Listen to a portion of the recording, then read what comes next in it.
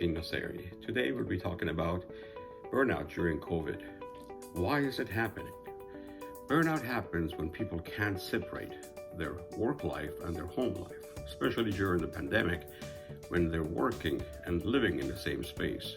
Problem is to know when the workday starts and when it ends.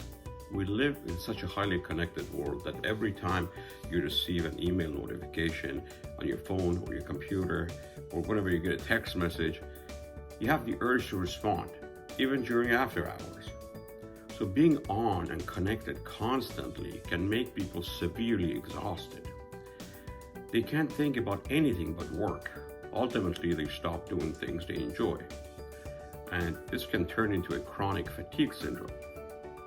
In the office, we just focus on work because the environment of an office is truly conducive to work.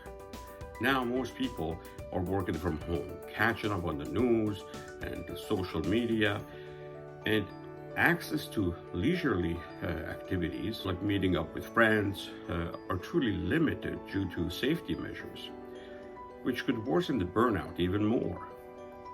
Then comes the pressure of the teletechnology, which is a true emotional labor. The portrayal of productive side of one at work, yet life at home, when one is truly struggling on different levels. So how to recognize work from home burnout?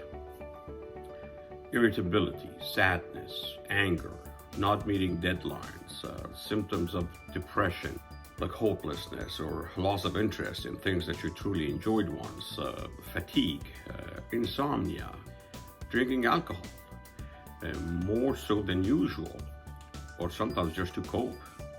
Physical symptoms like chest pain, headache, illness, palpitations, dizziness, or abdominal discomfort.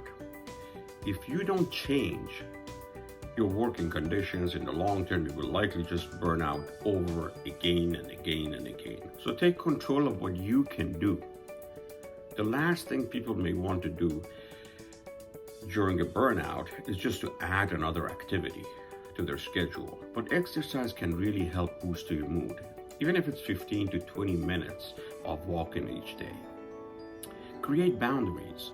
Working during designated hours of work only. Don't do emails outside of your working hours. Take a lunch break. Take a 15 to 30-minute break every day. Create a separate work environment at home. Not your bedroom, not your couch, not in the bed. I wish you luck and thank you.